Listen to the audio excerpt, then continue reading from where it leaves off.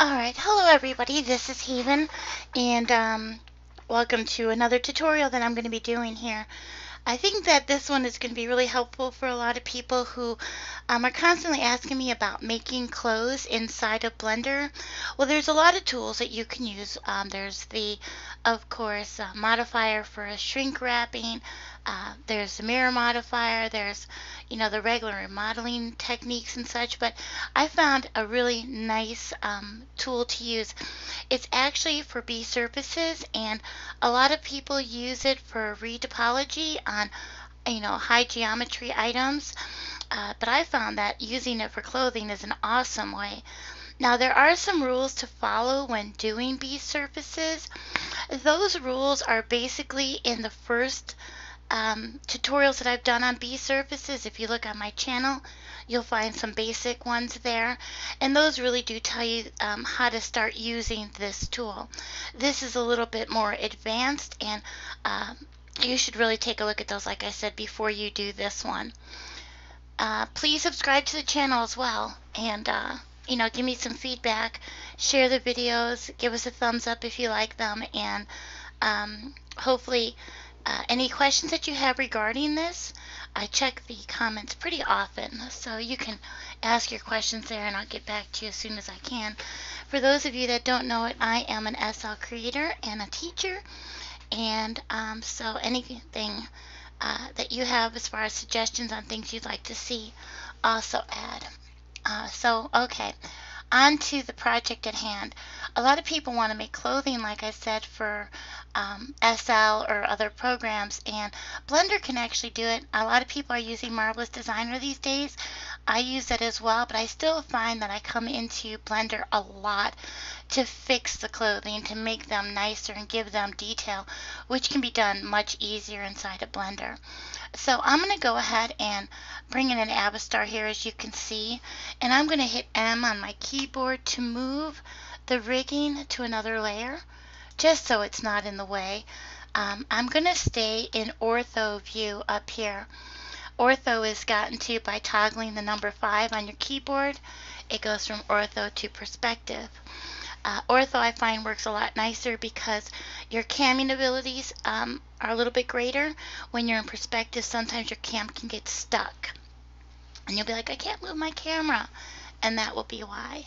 I know I'm talking pretty fast, but I'll slow down now so that we can understand everything that's going on. Okay, so what I'm going to do is I'm going to use the mannequin here, and I'm going to use her as a model for creating my clothing. To set this up, our grease pencil, which is what we're going to be using, has to be associated with a piece of mesh. So I don't want the avatar to be that mesh that I'm going to be adding the geometry to with my strokes. So I'm going to come down here with my scene centered. I'm going to use my add menu and just add a plane. Rotating it by 90 degrees on the x-axis and scaling it way down. Because I don't really need this. I just need the geometry and the origin. I'm going to place this in edit mode and use A to deselect everything. And now I'm really ready to begin. So let me scroll back up here on her neck area. In this window on the side, the properties window or panel, we have grease settings, grease pencil settings. We want this to be set to object. That's a must for this to work. And I'm going to go ahead and click on the new button. This opens up my grease pencil layers. I'll be able to have layers of them here if I want. Coming over into the grease pencil tab on the tool shelf, when I click on that, I'm going to look for where it says stroke placement. I don't want to place it the cursor. I want it on the surface. So I'll click that. Now you'll see that I have nothing set here just yet. I don't know why, but sometimes you have to make your first grease pencil stroke in order to get this layer to show up here. You'll see there's a little black bar right next to it, or there's this black window underneath the stroke word here. Both of these blacks are colors, they're not blank fields. When you click on either of them, you get a color wheel and you can change the color of your ink. Now, it's not that I don't like black, I do. It's just that the background of my blender is black, and if I draw off of the avatar, I'm much more likely to see it in this color rather than in black. So let me come in here and let me erase that. Okay, so again, I'm in front view. It's pretty important to remember when you're doing this that you're working on a 3D object. Even though it's a 2D image, it's 3D. So there is depth here from the front of her body to the back of her neck, as it is with the rest of the mannequin. But what you need to do is that when you make your lines, when you start to draw and sketch in your piece of mesh here, sometimes it may look like it's all lined up, but it's really not. Some of them will start back further than the other ones, and I'll show you how we can fix that in a moment. So what I'm going to do is to begin to draw. How you draw on the avatar is you hold your D key and you left mouse click and you draw a line. Again, holding your D, left mouse, and draw a line.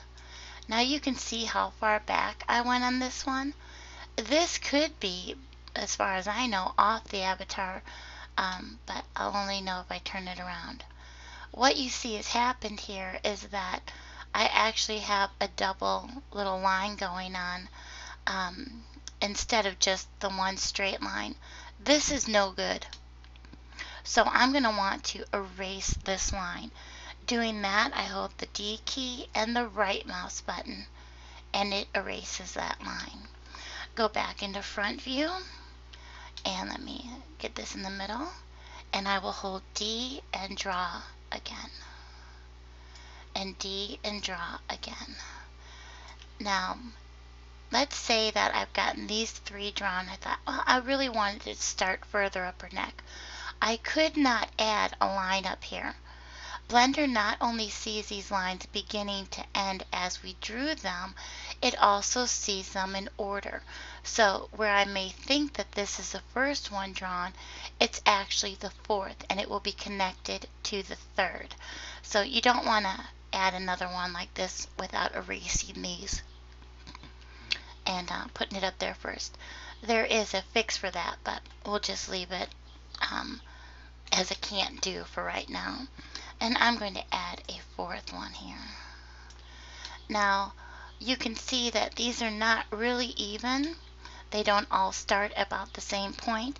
So what you can erase is the beginning of all these lines. So D and erase, D and erase. And it does a pretty decent job at erasing them evenly.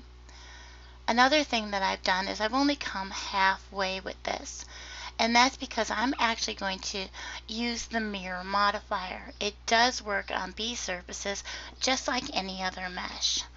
After you get your lines drawn, we're going to go into the tool settings. In the tool settings, all the way down here, you're going to find Bsurfaces. Now, if you didn't watch the first ones, you probably won't have Bsurfaces show up in your menu, and that is because it's an add-on that you've got to enable. It is free inside Blender, but you need to turn it on. So you would go to your file up here, user preferences, add-ons tab, and I can go ahead and do that real quick, add-ons tab, and type in Bsurfaces.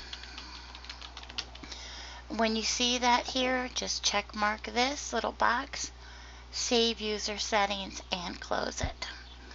Alright, even doing that now, it'll show up in the middle of your project. What I want to make sure that I do in the Bsurfaces area here is turn off loops on strokes. I can explain that better at another time. And automatic join is normally on by default. I turn that off as well. So after you get these initial lines drawn, you can go ahead and hit the button Add Surface. And now you have a default piece of mesh that was made. This mesh will not take into account at all the number of strokes that you've made. So you can make as many as you want to follow the curves of the body, and Blender will always put in 10 by default. That is done with loops on strokes turned off. If loops on strokes are turned on, then it will give you these additional lines, edges following your strokes in a certain number. So we're not going to worry about that because we want loops on strokes off. So this number of strokes that I drew was 4. I now have 10 faces. And so I can stick with that 10. That's what's given to me by default. Or I can change that in the operators panel here of the... Oh, I have my operators panel closed. Okay, here we go. So I can change the follow. That's what it's called because they follow the same lines as the ones that I've drawn. And I can lower that number if I want to. I can also increase and decrease the cross. And the cross ones are the ones that would go across your drawn lines. And I'm actually going to leave that at 10 for now. Alright, so now I have myself a pretty decent piece of mesh to start with. I can see 2 problems. One is that this edge is not lined up going along the X or the Y axis. You see that there? And also the one coming straight down the front is actually not in the middle of it, and it's not straight as well. So let's go ahead and fix these. I'm going to first use Alt and right mouse click to select all these. I'm going to scale them with S on the Y axis to 0, and that will put them all at the same point going backwards. So now that's nice and neat. I also want to have this down the center of the avatar. Unfortunately, I have this going over, so I have too many faces. So I'm going to go here and, whoops, on this edge, and I will delete those. And then I will choose the last one. And this one I will scale to 0 on the x-axis. So SX0, enter. And now this is straight. If I turn on my mirror modifier, which I want to do, so I'm going to go to the modifiers tab, add modifier, choose the mirror. You'll see it show up on the other side here. Now, when I took out those middle ones, you can see that, well, I took out one too many. I could have left one more face there. So what I'm going to do is I'm going to use EX to extrude on the x-axis until I come to about the middle and stop right there. I will then turn the clipping on for my modifier, and I will drag this mouse, this axis arrow to meet with its counterpart, and it will only allow me to go until they actually meet, then it stops. When clipping is off, I can actually go beyond that, and I can pull it away from itself. Clipping on, I cannot take it beyond, and I cannot pull it away. So that gives us a nice center. I also have merge on, and merge will make these vertices where they come together. Let me turn on this. So these vertices from this side and this side will be merged once I apply my modifier. Okay, so that's good for the beginning of the neck. Let me show you this over here. Over here, you can see that some of the mesh is actually through the body. All we're really concerned about having on top of the actual body right now are the vertices. So what we can do is we can snap these vertices to the surface of the avatar. How we do that is really very simple. We come down to the snap tools, and you will see that the magnet here is turned off. It's not activated. We don't want it on.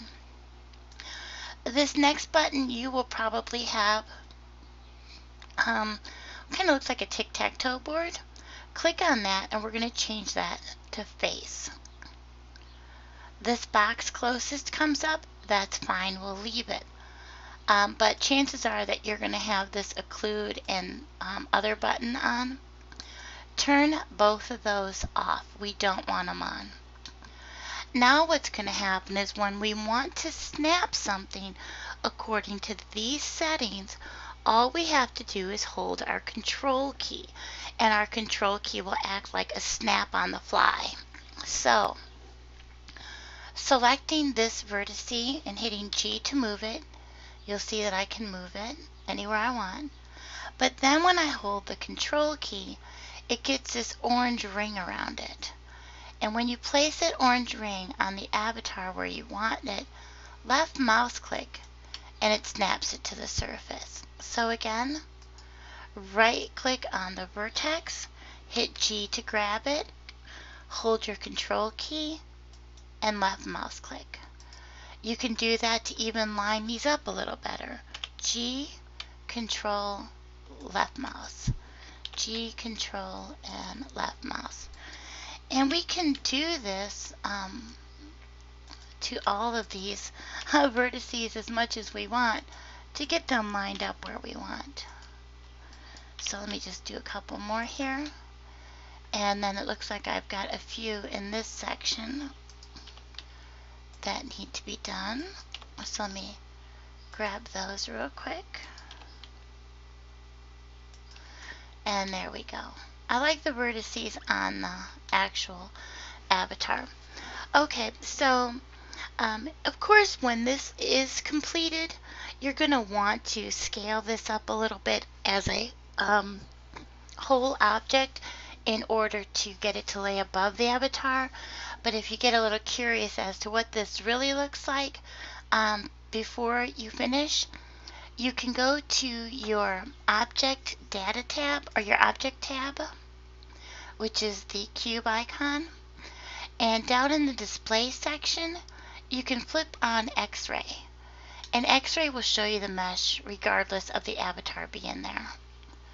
So you can kind of get a really good look at what you're doing, and you can simply fix these if you need to. It's kind of a handy thing. I do like to, though, keep this window open so I can flip back and forth between the two as I do this. You might say, well, why don't you just leave X-ray on? Well, when it comes to drawing around the avatar, you'll see that this looks pretty odd. Your perception of what you're drawing on and where you're drawing at can get all mixed up with the X-ray on. So with this off, it gives you a better view of your actual work area. Alright, so what I'm going to do is I'm going to leave the mirror modifier open here so that it works on any more mesh that I add, and I'm going to show you what it can do with clipping off. So let's say I have no idea what kind of a shirt I want to make right now. I just want to make, play around a little bit and see. So the first thing that I'll do is maybe choose some of these vertices here. So I have those selected. And let's say I want to make a band coming down the side of the body. So with these selected, I'm going to take my drawing D key, and I will start to draw myself some lines here. Now I like to draw extra, and this is where the loops on strokes turned off is really handy. These lines are all on top of the avatar. So when the mesh is created, the mesh should lay on the avatar. If you make too few of these, then curves of the body can curve through these line areas. Like I said, you don't need to keep this many lines of mesh when it's actually made, but this will help to form the mesh in the right shape. So let me create a few more of these. And as you can see, my lines are pretty consistent. I am getting a little bit longer as I go. And so I probably could have curved that closer to the front of her, but we'll just keep going for now as it is. So that one's pretty far away as well. Let me take that one off. And you'll also notice, again, all of my lines are going in the same direction. They're all starting on the same end and going towards the same end. And that's because all of the fronts will be connected and all the backs will be connected. Okay, so that's enough an example for this portion. When I go ahead and I click on Add Surface, B Tools, Add Surface, you'll see that it was created mirror. I have a 10 length as far as 10 faces going down, and you can see it actually follows the body pretty well at 10 on this one. The faces are a little bit bigger than those are, so I might want to well, how come my cross did not follow through here? Let me turn this up. There we go. So my follow needs to be increased a little bit. Now the crosses, the reason that I don't have a number of crosses is because the number of crosses was determined by how many verts I had selected up here to work with. It was a predetermined number, so I can't change it here, but I can change the follow. Okay, so that's a pretty good start on the clothing, and again, we can go here and turn on X-ray and see how that works, or how it's looking. Pretty good so far. Alright, let me turn the X-ray off. Now, let me go ahead and show you this with clipping turned off in the mirror modifier. What can happen going this way. So, let's say that I have these. And 1, 2, 3, 4, 5. I have 6 going that way, so 2, 4, 6 going this way. And now again, it's important to turn your avatar around to get the right angle so that you're drawing on it correctly. Because again, you are drawing on the surface. And so if I draw a line this way, it's more accurate than trying to draw a line this way. So nothing wrong with turning your avatar around to get a look at what you're doing, to make sure that what you're doing is what you want.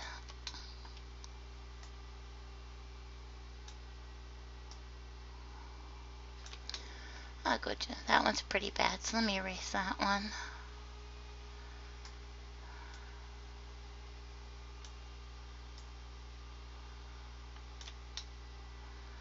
Okay, so far so good.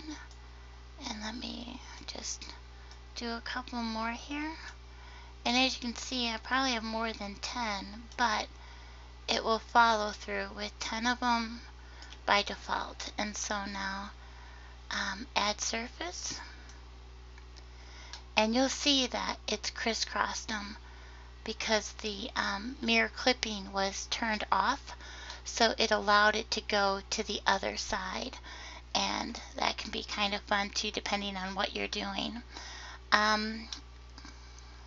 If you want to, before you do this part, you can actually apply the modifier, the mirror modifier, and then you can continue to model this as you want. So let me turn on X-ray.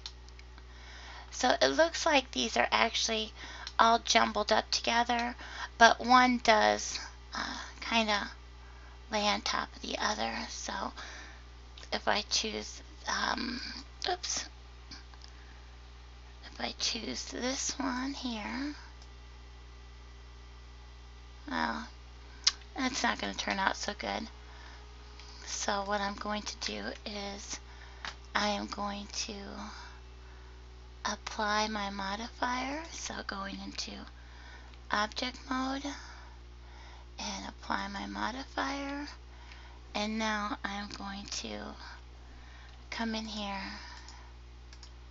and actually going to delete these. So delete and vertices. There we go. And I can continue on like this as much as I want. I can even take this here and start creating faces if I want these to, whoops. If I want these to close up along the way. And how you do that is simply by selecting the 4 verts and then hitting F for face, and it fills it in. That doesn't look so good though. Another thing that you can do is create a wrap around the actual body, and when you do that you can extrude it really nicely down the body. So let me just show you a little bit on that. So a front view, and I am going to draw straight down the center and come around the body.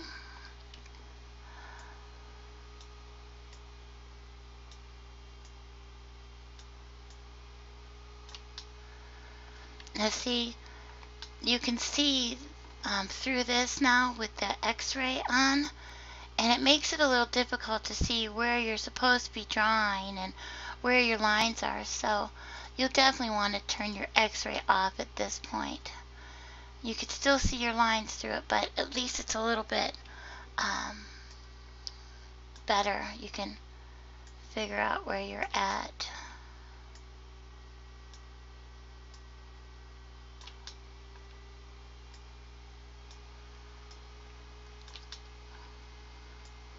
Now this isn't very even. You could say, oh, it looks kind of crappy. But we can actually fix that. And this one we're going to, that's the whole idea about what we're doing with this one, is that we are going to fix it. And that one is pretty bad, so let me, and it erased that one back there as well. So let's see if I can't really undo that. So let me just go ahead and finish this, and we'll see what happens with that one. You'll see it's going to be kind of a short one, but we can fix it. Okay, so this was the first, this was the last. I went around the entire body.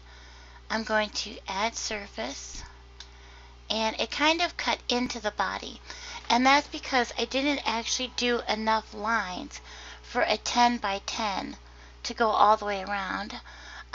So this is where you have to increase your follow, and as you increase it, you'll see that it starts to come to the surface of the body a little bit better. You can also see here what happened with those lines that were a little short. So let me scale these on the Z a little. Choose this one and scale on the Z a little. You can even move it up into place. Now what I shouldn't have done was messed around with this mesh before I had a chance to clean up the number of crosses, because I really don't need 10 faces going down in this area. What I do need to do though is I need to close these two off. So how you do something like that is simply selecting both of them and making sure that you draw at least 2 lines between them. And now when you hit add surface, you get a surface that goes between them, and again adjust the follow to what you need. So if this were something I was really making, I would definitely have less of the actual faces here going around. I really don't need that many of them, but you can see how easy they are to clean up. So I'm going to take the last one here, and I'm going to scale it to 0 on the Z axis. So S, Z, 0, enter. And that flattens it out, and let me just lower it here. I'm also going to hit S for scaling the whole thing up beyond the avatar.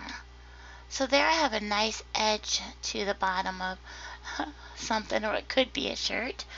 And if I hit EZ again, I can extrude this straight down and scale it up. Extrude on the Z, and again I can scale it up. I should be holding my mouse a little bit further away for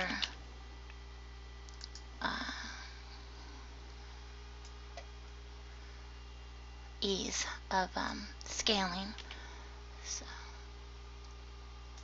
okay, so I can keep doing this, and the next thing you know, I can have a nice dress made in moments, seconds.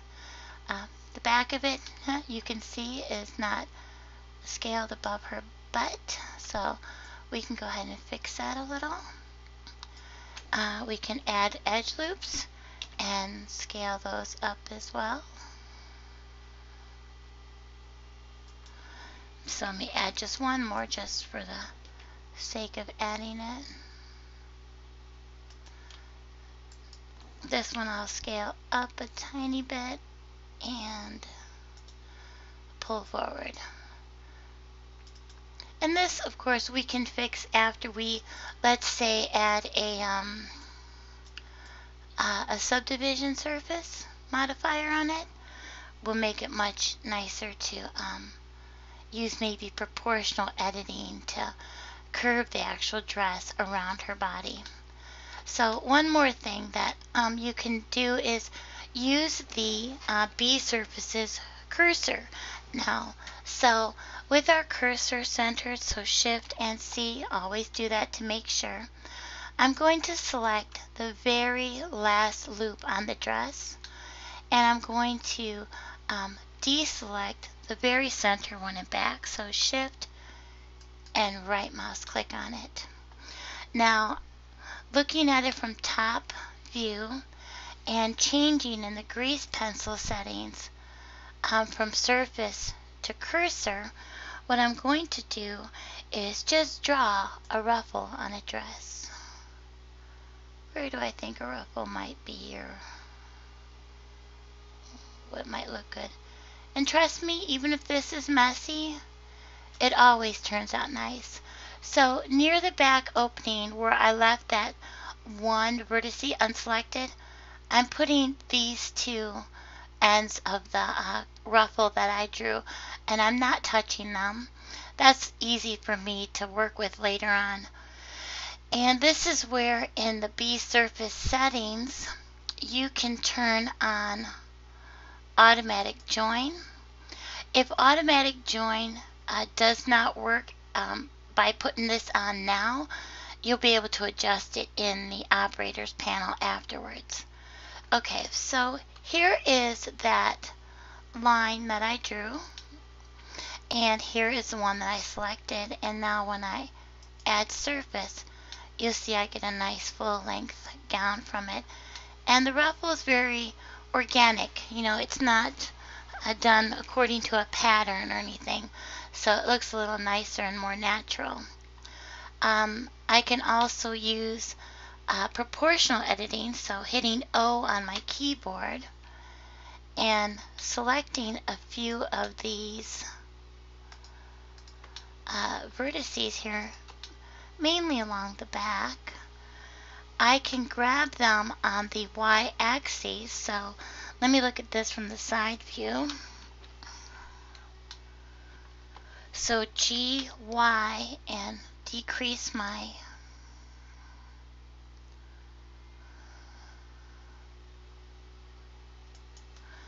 maybe I'll even want to pull it out a little bit more, so in the back, and G on the Y, and pull that back a little bit. And anyways, you get the idea. You can start modeling your gown and getting different effects to it. So let me go ahead and turn on smooth shading in object mode. so it starts to look a little nicer.